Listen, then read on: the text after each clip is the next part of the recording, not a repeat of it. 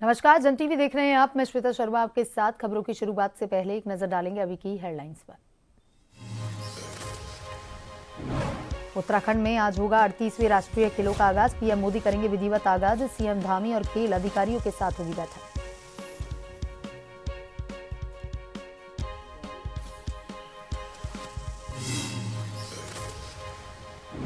CM Dhami ने चयनित अभ्यर्थियों को नियुक्ति पत्र किए वितरित। कहा, यह रोजगार का है कालखंड। समान नागरिक संहिता कानून लागू करने का किया ऐतिहासिक कार्य।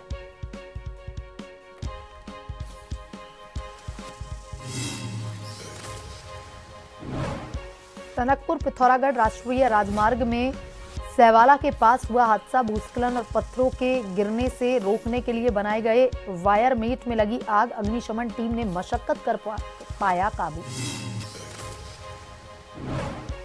अल्मोड़ा में नशा तस्करी रोकने के लिए सघन चेकिंग अभियान। देघाट में कार से 17 किलो 502 ग्राम गांजा बरामद। लाखों की में आंकी गई कीमत। 2 अभियुक्त गिरफ्तार।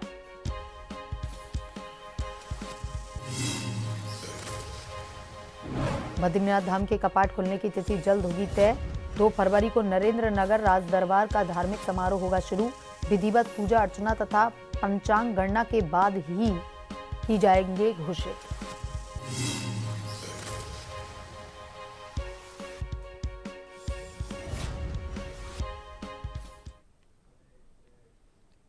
और अब खबरें विस्तार से। उत्तराखंड में आज 38वें राष्ट्रीय खेलों का आगाज होगा। प्रधानमंत्री नरेंद्र मोदी दून में आज राष्ट्रीय खेलों का उद्घाटन करेंगे। राष्ट्रीय खेलों का मुख्य उद्घाटन समारोह आज होगा। आज शाम 6 बजे से 8 बजे के बीच आयोजित किया जाएगा। प्रधानमंत्री नरेंद्र मोदी राष्ट्रीय खेलों का विधिवत आगाज करेंगे। प्रधानमंत्री इससे पहले दोपहर 3:20 पर जॉली ग्रांट एयरपोर्ट पहुंचेंगे।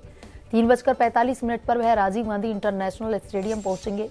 प्रधानमंत्री स्टेडियम के पास बने राष्ट्रीय खेल सचिवालय में मुख्यमंत्री पुष्कर सिंह धामी व राज्य के खेल अधिकारियों के साथ बैठक भी करेंगे।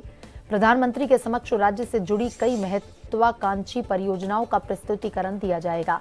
राजीव गांधी इंटरनेशनल स्टेडियम में लाइटनिंग और रंगारंग सांस्कृतिक कार्यक्रमों के बीच राष्ट्रीय खेलों का शुभारंभ होगा। उत्तराखंड में 28 जनवरी से 14 फरवरी तक चलेगा 38वां राष्ट्रीय खेल समारोह को भव्य बनाने के लिए सरकार ने भव्य तैयारी की है। उद्घाटन समारोह का ब्लॉक और जिला स्तर पर लाइव प्रसारण भी होगा।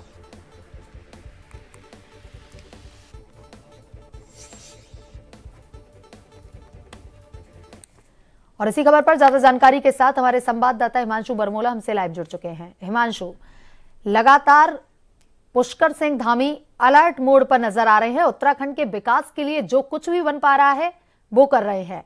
38वें राष्ट्रीय खेल जिनकी तैयारी बहुत दिनों से की जा रही थी और आज उनका आगाज होने वाला है। पीएम खुद वहां पर आने वाले हैं। किस तरह का माहौल, क्या कुछ तैयारी है हिमांशु? निश्चित रूप से श्वेता, आपको बताना चाहता हूँ कि कुछ ही घंटों बाद उत्तराखंड के जो गौरवशाली इतिहास है उसमें बीच अध्याय होने जा रहा है। 38वें राष्ट्रीय खेलों का आयोजन इस बार उत्तराखंड में होने जा रहा है। वहीं अगर शुभारंभ की बात करें तो इसका शुभारंभ प्रधानमंत्री नरेंद्र मोदी करेंगे और नरेंद्र मोदी के साथ मुख्यमंत्री पुष्कर सिंह धामी मौजूद रहेंगे। राज्यपाल मौजूद रहेंगी, खेल मंत्री रेखा मौजूद रहेंगे और केंद्रीय खेल मंत्री हैं मनसुख मांडविया और केंद्रीय राज्य मंत्री ये लोग भी मौजूद रहेंगे। और इसके साथ ही साथ जो भारतीय ओलंपिक संघ की अध्यक्ष है पीटी उषा, वो भी यहाँ पर पहुंच चुके हैं और ये तमाम जो अधिकारी हैं ये वो भी यहाँ पर मौजूद रहेंगे। क्योंकि 38वें राष्ट्रीय खेलों का जो आयोजन है वो उत्तराखंड को जो उत्तराखंड के राज्य स्थापना दिवस है 9 नवंबर 2023 को मिला था और 1 वर्ष के अंदर इन राष्ट्रीय खेलों ने उत्तराखंड में होना था। हालांकि किन्हीं कारणों की वजह से ये यहाँ पर नहीं हो पाया और इसका 1 साल बाद ही 1 साल से अधिक समय बाद यहाँ पर आयोजन किया जा रहा है। 38वें राष्ट्रीय खेलों की अगर बात की जाए तो 38वें राष्ट्रीय खेलों में 34 सुविधाएं यहाँ पर रखी गई हैं। 34 तरीके के खेल यहाँ पर खेले जाएंगे और इनके लिए अलग अलग जो वेन्यू है वो बनाए गए हैं और 7 वेन्यू पर ये खेल होने हैं। चाहे हरिद्वार की बात कर ली जाए या फिर महाराणा प्रताप स्पोर्ट्स स्टेडियम देहरादून की बात कर ली जाए। इसके अलावा टिहरी में वाटर स्पोर्ट्स होने हैं, ऋषिकेश में वाटर स्पोर्ट्स होने हैं, हरिद्वार की बात कर ली जाए, पिथौरागढ़ की बात कर ली जाए या फिर पौड़ी जैसे जो दूरस्थ क्षेत्र है पौड़ी, वहां पर भी राष्ट्रीय खेलों का आयोजन हो रहा है। तो कुल मिलाकर मुख्यमंत्री पुष्कर सिंह धामी ने ऐसे वेन्यू स्थलों का भी चयन किया है जहां पर जो खेल सुविधाएं हैं वो वहां पर बेहतरीन पहले से किया, और उनको विकसित करने के लिए, बुनियादी ढांचे को विकसित करने के लिए मुख्यमंत्री पुष्कर सिंह धामी ने पहले भी जो है एक कमेटी का गठन किया था, जिसके तहत उन्होंने एक कमेटी बनाई और कमेटी को पूरा प्रारूप तैयार करने के निर्देश दिए थे। और इसी क्रम में आज जो है प्रधानमंत्री यहाँ पर आने वाले हैं। और प्रधानमंत्री कार्यक्रम की बात कर ली जाए तो प्रधानमंत्री तकरीबन जो 3:30 बजे है वो जॉली ग्रांट एयरपोर्ट पर पहुंचेंगे और विशेष विमान से वो यहाँ पर आएंगे, और विशेष विमान से आने के बाद वो कुछ देर यहाँ पर रुकेंगे और तकरीबन 4:15 बजे के आसपास जो है विशेष विमान के द्वारा ही, विशेष हेलीकॉप्टर के द्वारा वो महाराणा प्रताप स्पोर्ट्स स्टेडियम में आएंगे। और महाराणा प्रताप स्पोर्ट्स स्टेडियम में आने के बाद वो तकरीबन 2 घंटे जो है पार्टी के कार्यकर्ताओं के द्वारा रखी गई बैठक में शिरकत करेंगे। और इस दौरान वो प्रदेश के आला अधिकारियों से भी जो है जो योजना यहाँ पर चल रही है उसको लेकर चर्चा करेंगे। और जो आला अधिकारी है वो यहाँ पर भी जो है प्रधानमंत्री को प्रेजेंटेशन देंगे। उम्मीद ये भी की जा रही है कि प्रधानमंत्री के प्रेजेंटेशन के दौरान यूसीसी को लेकर चर्चा की जा सकती है। इसके साथ ही साथ जो मास्टर प्लान है वो यहाँ पर चल रहा है, उसको लेकर भी चर्चा की जा सकती है। और तकरीबन 2 घंटे की बैठक के बाद वो यहाँ पर राष्ट्रीय खेलों का शुभारंभ करेंगे, और तकरीबन 6 से 8 बजे के बीच में वो राष्ट्रीय खेलों का शुभारंभ करेंगे। और इसके साथ ही साथ 8:15 पर वो महाराणा प्रताप स्पोर्ट्स स्टेडियम से, स्पोर्ट्स कॉलेज से उनका जो विशेष हेलीकॉप्टर है वो उड़कर जो है जॉली ग्रांट एयरपोर्ट पहुंचेगा, और एयरपोर्ट से विशेष विमान के जरिए वो दिल्ली के लिए रवाना होंगे। हालांकि जिस दौरान प्रधानमंत्री यहाँ पर रहेंगे तो 2 किलोमीटर का जो हवाई क्षेत्र है 4 घंटे के लिए वो 2 बजे बाद ही नो फ्लाइंग जोन में तब्दील कर दिया जाएगा। इसके साथ ही साथ सुरक्षा के कड़े इंतजाम किए गए, चाहे जॉली ग्रांट एयरपोर्ट से महाराणा प्रताप स्पोर्ट्स स्टेडियम तक की बात कर ली जाए तो यहाँ पर तक जो है पूरी सुरक्षा चाक चौबंद की गई है। देखिए, राष्ट्रीय खेलों का जो आयोजन है वो आज से शुरू होकर के 14 फरवरी तक आयोजित किया जाना है। ऐसे में क्या कुछ इंतजाम वहां पर टीमों के लिए किए गए हैं, क्योंकि राष्ट्रीय खेल है, कई टीमें भी वहां पर पहुंच रही हैं, तो ऐसे में जो वहां पर खिलाड़ी पहुंच रहे हैं उनके लिए इतने दिनों के अंतराल में क्या कुछ विशेष इंतजाम किए गए हैं? निश्चित रूप से श्वेता, सबसे पहले बड़ी बात तो यह है कि राष्ट्रीय खेल खेलने के लिए जो भी खिलाड़ी यहाँ पर आ रहे हैं उनके जो भोजन है, यानी कि जो उनकी डाइट है उसका पूरा ध्यान रखा जा रहा है, ताकि उनको जब वो खेल खेल रहे हो, जब उनका वजन तोला जाता है तो इस दौरान कोई दिक्कत ना हो। सबसे बड़ी बात यह है कि इस चीज का खास ख्याल यहाँ पर रखा जा रहा है। इसके साथ ही साथ आने जाने की सुविधाएं, तमाम जो सुविधाएं हैं, चाहे जहाँ पर वेन्यू हो, यहाँ से 250 किलोमीटर दूर भी कई ऐसे वेन्यू है जो 250 किलोमीटर दूर होता है, ऐसे में उनके लिए आने जाने की तमाम व्यवस्थाएं जो है वो खेल विभाग द्वारा की जा चुकी हैं। और इसके साथ ही साथ चाहे रहने की व्यवस्था हो, खाने की व्यवस्था हो, या आने जाने की जो भी सुविधा है, वो सारी व्यवस्थाएं, तमाम सुविधाएं यहाँ पर खेल विभाग द्वारा की गई है। क्योंकि मुख्यमंत्री पुष्कर सिंह धामी ने साफ तौर पर कहा था कि कोई भी खिलाड़ी अगर उत्तराखंड में आता है तो उसको किसी भी तरीके से जो है परेशानी का सामना न करना पड़े। और इसके साथ ही साथ जो खेल मंत्री हैं उन्होंने अधिकारियों को खुले तौर पर निर्देश दिए हैं कि जब तक राष्ट्रीय खेल उत्तराखंड में हो रहे हैं तो मेरे प्रोटोकॉल की कोई भी चिंता ना करें।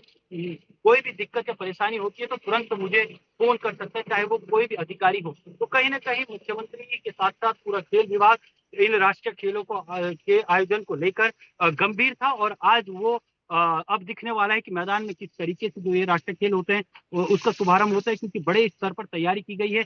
क्योंकि यहाँ पर इस दौरान जब प्रधानमंत्री रहेंगे तो उनके सामने पवनदीप राजन जो उत्तराखंड के बेहतरीन सिंगरों में जाने जाते हैं, देश में भी बेहतरीन सिंगरों में जाने जाते हैं, तो वो भी यहाँ पर अपनी प्रस्तुति देंगे। और जुबिन नौटियाल की अगर बॉलीवुड गायक की बात कर ली जाए तो वो भी इस दौरान प्रस्तुति देंगे। और उत्तराखंड का जो सबसे रिच कल्चर माना जाता है उसके लिए जो बैंड यहाँ पर सबसे प्रसिद्ध है, पांडवास बैंड, वो प्रधानमंत्री के समक्ष जो है आज अपनी प्रस्तुति देने वाला है। तो कुल मिलाकर पूरी तरीके से जो है तैयारियां की गई है। सुरक्षा के लिहाज से देखा जाए या खिलाड़ी के लिहाज से देखा जाए तो तमाम तैयारियां पहले से कर दी गई थी। आज तैयारियां जो है ग्राउंड जीरो पर अमल होती हुई दिखाई देगी। जी हिमांशु, तमाम जानकारी के लिए धन्यवाद।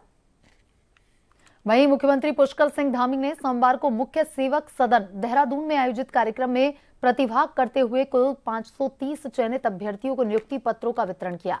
मुख्यमंत्री ने 352 स्वास्थ्य कार्यकर्ता एवं उत्तराखंड वन विकास निगम के 178 स्केलर के पदों पर चयनित अभ्यर्थियों को नियुक्ति पत्र का वितरण किया। इस अवसर पर मुख्यमंत्री ने सभी चयनित अभ्यर्थियों को शुभकामनाएं देते हुए कहा कि आज का दिन पूरे भारत के इतिहास में एक महत्वपूर्ण दिन है। उत्तराखंड ने देश में सबसे पहले समान नागरिक संहिता कानून लागू करने का ऐतिहासिक कार्य किया। ऐसे शुभ दिन सभी लोगों को नियुक्ति पत्र देना हमारे लिए भी सम्मान की बात है। नियुक्ति पा रहे सभी लोगों के जीवन का एक महत्वपूर्ण पड़ाव है। उन्होंने कहा, सभी की नियुक्तियों से राज्य की स्वास्थ्य सेवाओं को और अधिक सुदृढ़ बनाने के साथ ही पर्यावरण संरक्षण के प्रयासों को भी गति मिलेगी। मुख्यमंत्री ने कहा कि उत्तराखंड राज्य के लिए यह कालखंड रोजगार का कालखंड रहा है।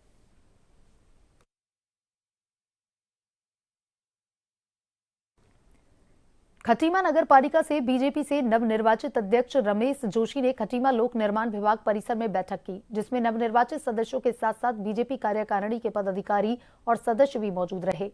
उनमें भाजपा की अप्रत्याशित जीत को लेकर काफी उत्साह था, जिसमें नवनिर्वाचित अधिकांश सभासदों द्वारा रमेश जोशी को अपना समर्थन दिया गया, जिसमें नवनिर्वाचित सदस्यों के साथ साथ खटीमा के भारतीय जनता पार्टी के कार्यकर्ता भी उपस्थित रहे। इस अवसर पर नवनिर्वाचित नगर पालिका अध्यक्ष रमेश जोशी ने कहा कि खटीमा के विकास के लिए उनकी सभी सभासदों से वार्ता हुई है। सब लोग खटीमा के विकास के लिए उनके साथ हैं और सब लोग मुख्यमंत्री पुष्कर सिंह धामी के साथ हैं। पूरे मेरे सभी सभासदों भाइयों से बात हुई है, बहनों से बात हुई है और वो सब लोग खटीमा के विकास के लिए खटीमा नगर पालिका के साथ हैं, माननीय मुख्यमंत्री जी के साथ हैं और हम सब लोगों ने विकास हमारा विजन है और सबने इस बात को माना है कि हमने खटीमा के विकास के लिए सब मिलजुल करके हम लोग हमारा काम करेगा। इसमें कोई भी हमारे यहाँ विरोधाभास की बात नहीं है, ना आएगी भविष्य में। बाद एक बार फिर से आपका स्वागत है। आइए बढ़ते हैं खबरों की तरफ। टनकपुर पिथौरागढ़ राष्ट्रीय राजमार्ग में सेवाला के पास भूस्खलन और पत्थरों को गिरने से रोकने के लिए बनाए गए वायर मीट में आग लग गई। आग लगने से लाखों रुपए का नुकसान का अनुमान है। रात में ग्रामीणों की मदद से और 37 किलोमीटर दूर लोहाघाट से पहुंची अग्निशमन की टीम और पुलिस की टीम ने आग पर किसी तरह से काबू पाया। आग लगने की वजह का अब तक पता नहीं चल सका। चलथी चौकी प्रभारी निर्मल लटवाल ने बताया कि रविवार को देर रात राष्ट्रीय राजमार्ग में सेवाला के समीप पहाड़ी ट्रीटमेंट के लिए लगाई गई वायर मीट में अचानक से भीषण आग लग गई। वायर मीट का ज्यादातर हिस्सा जलने से लाखों रुपए का नुकसान हुआ। सूचना पर लोहाघाट से अग्निशमन दस्ता और चलथी पुलिस चौकी के प्रभारी निर्मल लटवाल के नेतृत्व में पुलिस टीम मौके पर पहुंची। ग्रामीणों की मदद से करीब 2 घंटे की मशक्कत के बाद टीम ने आग पर काबू पाया।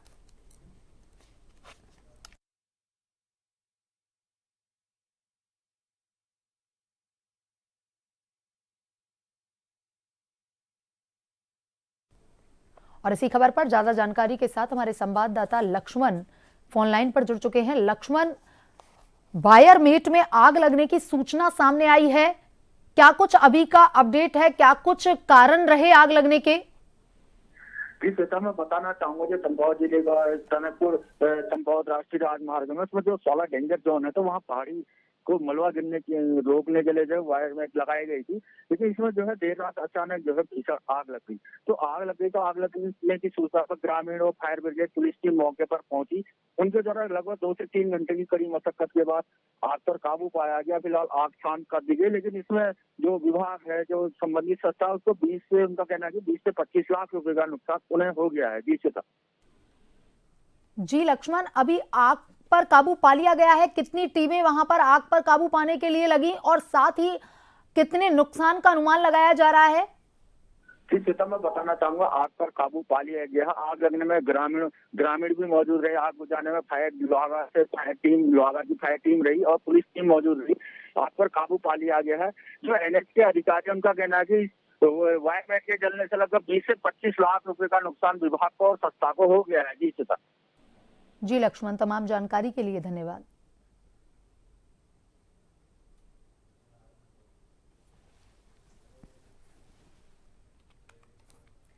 वहीं वरिष्ठ पुलिस अधीक्षक अल्मोड़ा देवेंद्र पिंचा द्वारा नशा तस्करी रोकने के लिए सघन चेकिंग अभियान जिले भर में जारी है। वहीं अल्मोड़ा जिले के विकासखंड सियालदे के देघाट में अपर पुलिस अधीक्षक हरवंश सिंह और पुलिस क्षेत्र अधिकारी विमल प्रसाद के सुपरविजन में देघाट पुलिस टीम द्वारा सुरमोली तिराहे पर गश्त के दौरान एक कार आती हुई दिखाई दी। अभियुक्त पुलिस को देखकर कार सवार भागने का प्रयास कर रहे थे, लेकिन पुलिस ने कुछ ही दूरी पर उसे दबोच लिया। इस दौरान कार से 17 किलो 502 ग्राम गांजा बरामद किया गया। बरामद किए गए गांजे की कीमत 4,37,550 रुपए बताई जा रही है। पूछताछ में अभियुक्त ने अपना नाम पीयूष चंद्रा और मोहम्मद हुसैन बताया है। अभियुक्त ने बताया कि वह गांजा सराई खेत से खरीद करके रामनगर की ओर ले जा रहा था, जिसे ऊंचे दामों पर बेचकर मुनाफा कमाने की फिराक में था। एसएसपी महोदय के निर्देशानुसार लगातार मादक पदार्थ तस्करी करने वालों के विरुद्ध कार्रवाई की जा रही है।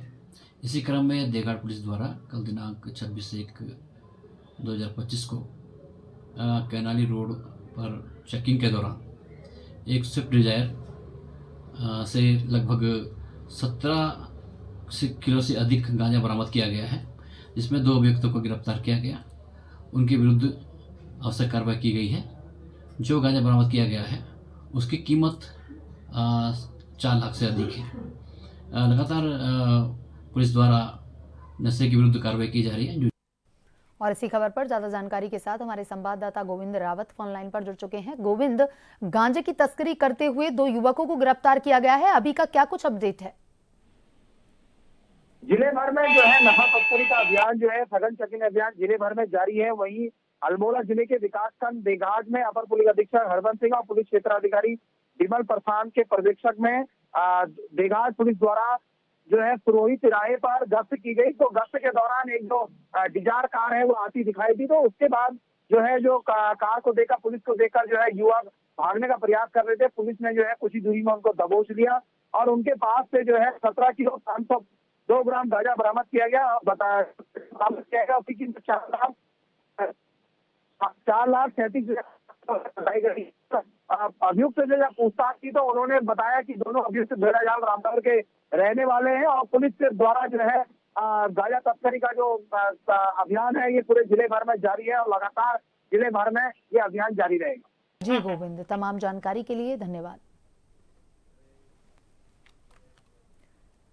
लक्सर में कांग्रेस ने प्रेस कॉन्फ्रेंस कर निकाय चुनाव मतगणना में धांधली का आरोप लगाया है। लक्सर में कांग्रेस से अध्यक्ष पद पर चुनाव लड़े जगदीप सिंह और कांग्रेस सभासदों का आरोप है कि लक्सर में निकाय चुनाव मतगणना के दौरान कुछ अज्ञात लोगों ने झगड़े जैसा माहौल बना दिया, जिसके बाद प्रशासन ने कांग्रेस प्रत्याशियों के एजेंडों को मतगणना स्थल से घंटों बाहर निकाल कर रखा, जिस दौरान मतगणना में धांधली को अंजाम दिया गया। कांग्रेस के प्रत्याशी पूरे मामले में निष्पक्ष जांच की मांग करते हुए हाईकोर्ट की शरण लेने की तैयारी कर रहे हैं।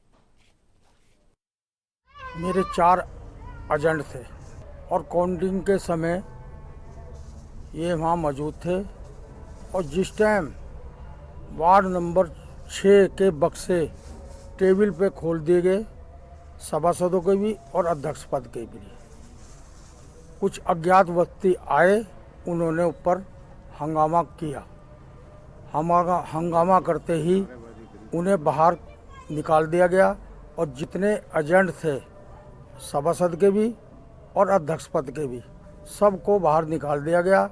मैं उसमें निष्पक्ष जांच चाहता हूं और हाई कोर्ट में की शरण में मैं इस चुनाव के लिए निष्पक्ष के रूप में एक अपना हक चाहता हूं। मैं जिस दौरान मेरा मतगणना चल रही थी उस दौरान हमें जबरदस्ती बाय फोर्स बाहर निकाला गया, जिसका हमने विरोध भी किया गया, मगर परंतु हमारे साथ जिस तरह का धांधली रूप से चुनाव में निष्पक्षता नहीं की गई है, हमें उसमें डाउटफुल कंडीशन मानते हैं इस चुनाव को और इस चुनाव को पूरी तरह निरस्त करने की मांग करते हैं। इस मांग को लेते हुए हम माननीय उच्च न्यायालय के तहत जाएंगे ताकि इसमें निष्पक्ष कार्रवाई हो सके और इस चुनाव को निष्प्रभाव करा जाए। में मतगणना अभिकर्ता बहुत ही महत्वपूर्ण हिस्सा है। जितना महत्वपूर्ण वहाँ पर कर्मचारी और अधिकारी हैं, उतना ही महत्व किसी भी प्रत्याशी के मतगणना एजेंट रखते हैं। प्रशासन द्वारा जिस प्रकार से उनको बाहर निकाला गया, मतगणना अभिकर्ताओं को जिस प्रकार से एजेंटों को बाहर निकाला गया जबरदस्ती, तो ये अपने आप में ही कहानी कह रहा है कि बाहर क्यों निकाला गया। आखिर उनके सामने वो सब क्यों नहीं हो सकता था जो काउंटिंग अगर उन्होंने सही की, अगर काउंटिंग प्रशासन ने निष्पक्ष की है तो एजेंटों के सामने क्यों नहीं हो सकती थी ये काउंटिंग। ये दुर्भाग्यपूर्ण है, चिंताजनक है। विश्व प्रसिद्ध श्री बद्रीनाथ धाम के कपाट खुलने की तिथि बसंत पंचमी रविवार 2 फरवरी को नरेंद्र नगर राजदरबार में पंचांग गणना पश्चात तय होगी। वहीं इस यात्रा वर्ष उत्तराखंड चारधाम यात्रा 30 अप्रैल अक्षय तृतीया से शुरू हो जाएगी। श्री बद्रीनाथ केदारनाथ मंदिर समिति मीडिया प्रभारी डॉक्टर हरीश गौड़ ने बताया कि श्री बद्रीनाथ धाम के कपाट खुलने की तिथि निश्चय हेतु रविवार 2 फरवरी 10:30 बजे से नरेंद्रनगर राजदरबार में धार्मिक समारोह शुरू होगा तथा विधिवत पूजा अर्चना तथा पंचांग गणना पश्चात श्री बद्रीनाथ धाम के कपाट खुलने की तिथि घोषित की जाएगी तथा इसी दिन तेल कलश गाडू घड़ा यात्रा की तिथि भी निश्चित कर दी जाएगी।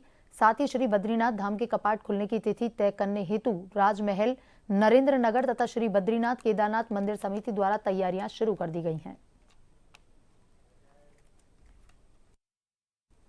और नजर डालेंगे अभी की हेडलाइंस पर। उत्तराखंड में आज होगा 38वें राष्ट्रीय खेलों का आगाज। पीएम मोदी करेंगे विधिवत आगाज। सीएम धामी और खेल अधिकारियों के साथ होगी बैठक।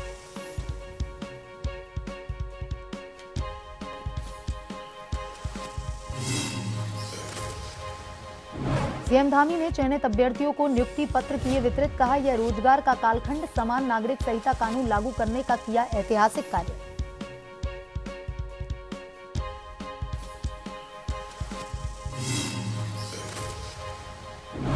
टनकपुर पिथौरागढ़ राष्ट्रीय राजमार्ग में सैवाला के पास हादसा। भूस्खलन और पत्थरों को गिरने से रोकने के लिए बनाए गए वायर मीट में लगी आग। अग्निशमन टीम ने मशक्कत कर पाया काबू।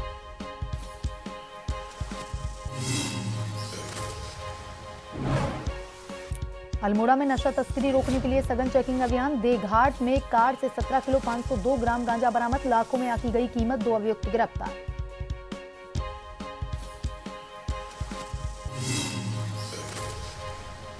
बद्रीनाथ धाम के कपाट खुलने की तिथि जल्द होगी तय। 2 फरवरी को नरेंद्रनगर राज दरबार का धार्मिक समारोह होगा शुरू। विधिवत पूजा अर्चना तथा पंचांग गणना के बाद की जाएगी घोषणा।